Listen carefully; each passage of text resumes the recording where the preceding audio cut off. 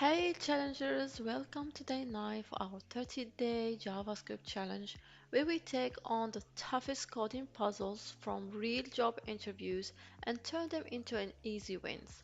Today's problem may make some developers panic, but not you, right? Because we are about to conquer the regular expression matching.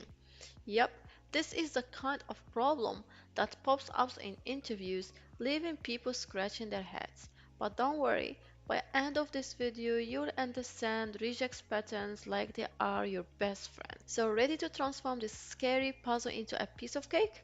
Let's dive right into it. Now, the problem recap, what are we solving? So imagine you are playing a matchmaker between two characters. S, which is the string we want to match, and P is the pattern that tells us what we are looking for. We need to see if S fits perfectly into P. No half matching. Either the entire string matches or it doesn't. The pattern P comes with some powerful tools. Dot, which matches any single character. For example, if you have a.p, it can match acb or aab or adb or any other character with a and b in the start and the end and another character in the middle. The second is the star, which matches 0 or more of the characters just before it. For example, if you have an A star, that means we are trying to match empty string, which means an M0A, or we are trying to match A, double A, triple A. You get the idea. Now, examples from the problem. Here I have some examples for you. Okay, so the first example, you have an S equal double A, which is your input, and P just equal A. The output for this should be false. The reason why is that the single A pattern cannot cover the string double A. The second example we have is the input is equal double A and your regex pattern is equal to A star. The output for our function for this one should be true.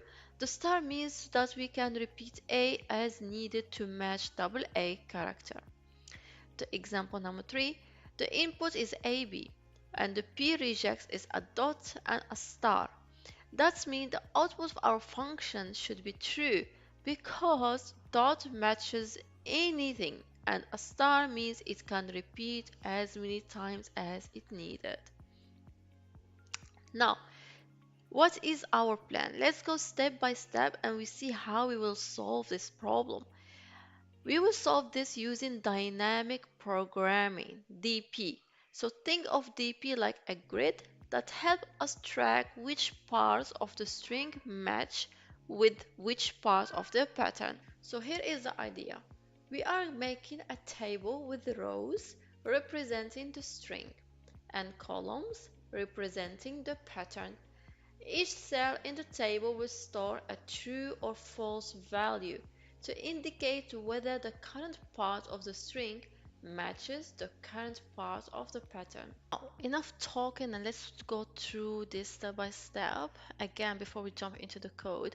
So first we want to set up a grid. So we'll make a table where the rows will be equal to the characters in our input, our string, plus one extra row for the empty string, and columns which will be equal to our characters in our P, which is the pattern. Okay, so the rows are for our strings and the columns are for our pattern. Now, T will mean that true for the part which matches and F will be for false, which means they don't match. First row matches the empty string with the pattern, okay, all the time. So that's why the first cell we have there have a T. Now, the second thing is we have to fill the first row, okay? So the first row still have to fill it. Now, if the pattern has a star in it, so in our example we are using, at this example at the moment, we'll be filling this table with this example number 2, okay? So if the pattern have a star, like here we do, okay, it could mean 0 occurrences because we said the star means either there is a 0 occurrence of the letter, or they are as many as characters. Okay, so now we can look at two columns back and copy the result. So two column back, and then we'll put the result right there. Okay, so here it will be now true, and that's mean the A star, okay, can match in empty string, which is very correct, right? So empty string can match an A string, and also an empty string can match a string, but of course an empty string cannot match a character. Okay, so now we are done with our first row. Now let's go to the next and fill the rest of the grid. Now we go through each character in the string and pattern and apply this matching rule. Okay, so if the character match, or if the pattern has a dot, you go to the top left diagonal cell. Okay, and if the pattern have a star, we have then two options. Okay, assume the star means zero occurrences of the previous character, so you look two column back. So for example here star, you go two column back. Okay, assuming the star means one or more occurrences, we look one row above. So you go one row above. Now let's fill in this table. There we go. Now the bottom right cell, which is this one here, will give us the final answer. If it is true, the entire string matches the pattern, and in this case it will be dp2 2. So if you see dp2 2, so those are indexes, is equal to true. So AA basically matches the A star. Now how the algorithm will work for this scenario? So firstly, we need to create a 2D grid to store matching results. Okay, so as we said, we'll have the row for the strings and the columns are for the pattern. The second thing we need is to initialize the first row for the empty string. So always you have to use the empty string for comparison to start with. So always your index 0 of your row of your cell, there'll be always empty strings. Okay. Now, third, we have to loop through each character in S and P, okay, and check if the current characters matches or if there is a dot. Now, we need to handle that star cases by either skipping or repeating the previous character. Then, in the end, we have to return the results from the bottom right cell of your grid, okay, like we saw in our example right here. Now just define a function which accepts two parameters or arguments, your string and the pattern. And here I just cancel log that function using those examples above to test it later when we are done.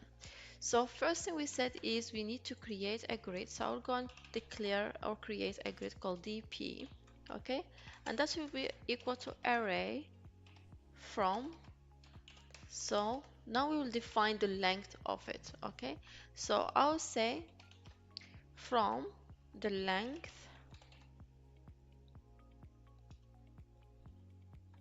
will be equal to our s character dot length 1. As you remember, we'll add an empty string row or column in our array as well, okay?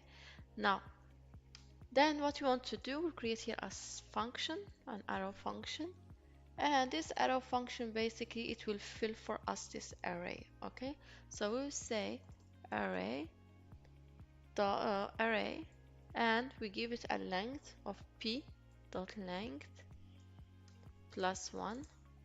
Okay, and then we will fill now the whole thing. Okay, and we will fill with the value false. Okay, basically here we're just creating a two-dimensional array in JavaScript. Now, next thing we want to do is we need to handle the base case. The empty pattern always matches an empty string, right? So what we will do, so base case, I will say dp at 0 and 0. That will be equal to true. Great. Now, next thing we need to handle the patterns like a star or dots star, okay, which are special patterns. So what I will do, I'll say handle patterns like a star or dot star. In this scenario, what we'll do now, we'll not be looping through the string, but we'll be looping through our pattern. Okay, so we use the for loop. Now let I equal 0, let I equal 1, and we'll say I less than or equal to p dot length, and we keep incrementing. So we will check if our p at I minus 1, does it have a star in it? If it does, then what we will do is that we'll pick up our current spot and fill it with the value which is 2 columns before, okay? Which means 0 occurrency. So how we can do that? We'll say dp at 0 at I will be equal to dp at 0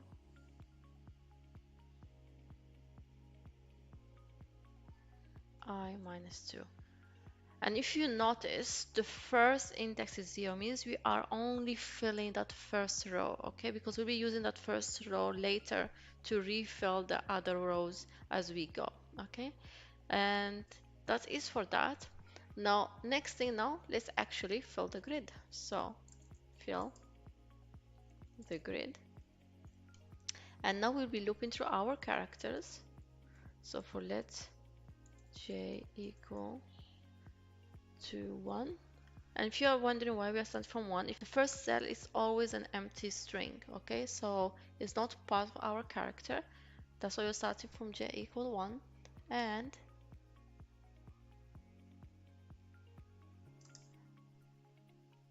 j equal to s dot length, and then we increment j plus plus.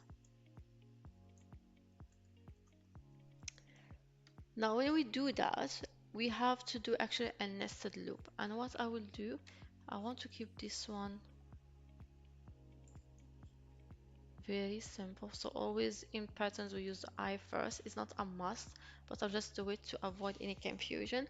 So the second loop will be looping through our pattern. So for each character, we will loop through our pattern. So every character in your string, you loop through the pattern to check, okay? So we'll say for let j equal to 1, j smaller or equal to p dot length, and then increment j plus plus.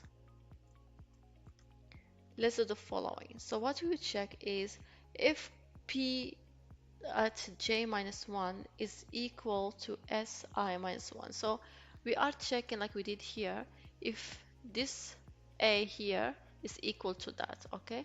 So that's the check we're doing at the moment. So that's the first thing, the easy check. So if our p at j minus 1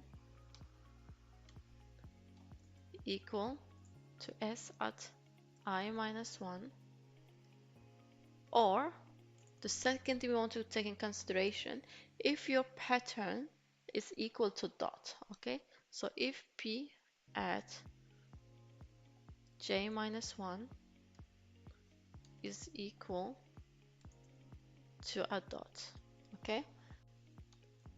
So if it is the case, then we are just having a match character, so we just update it, okay? So we say dp at I j will be equal to dp at I minus 1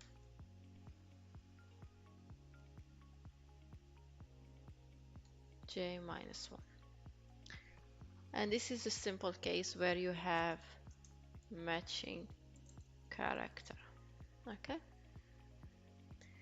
No, if it's not, so else if the other case, so if we have currently when we are looping through our characters, so if we add that single character and we start looping through our pattern and we hit the star, so how we will handle that? If you remember, one level up and one level to the left, okay? So we'll say if p at j minus 1, if it is equal to a star, then do the following, okay? So dp I j will be equal to dp at I minus 1, oops, I minus 1 and j minus 1. And that is for 0 occurrence. And this one should be 2. As we said, it's almost like you're going 2 steps left, right, in your columns.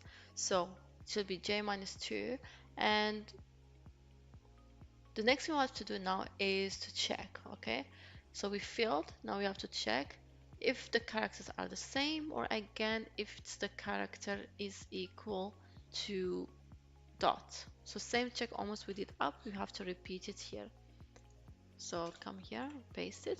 So if the pj minus 2 is equal to si minus 1, or if pg minus 2 is equal, then dpij is equal to dpij, or it's equal to this one. So one or more occurrences.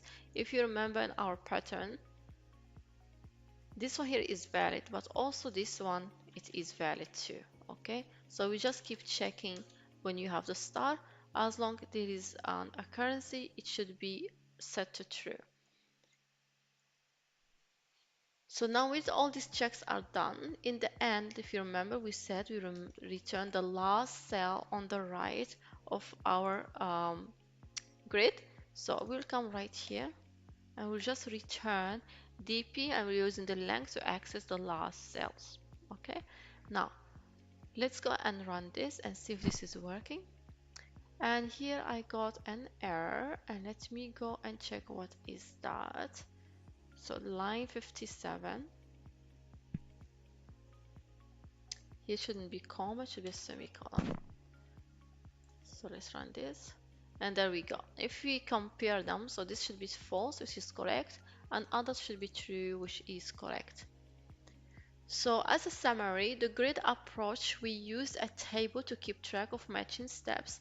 We handle special cases, use the star to represent 0 or more occurrences, and dot to match any character. And then we did final check. The answer lies at the bottom right corner of our table. And that is for day 9. We just cracked one of the trickiest regular expression matching problems. So be proud of yourself. You are getting stronger with each challenge. And stay tuned for day 10, and let's keep smashing these problems together. Subscribe if you haven't already so you don't miss any upcoming challenges. And if you found this video very helpful, hit that like button and see you tomorrow.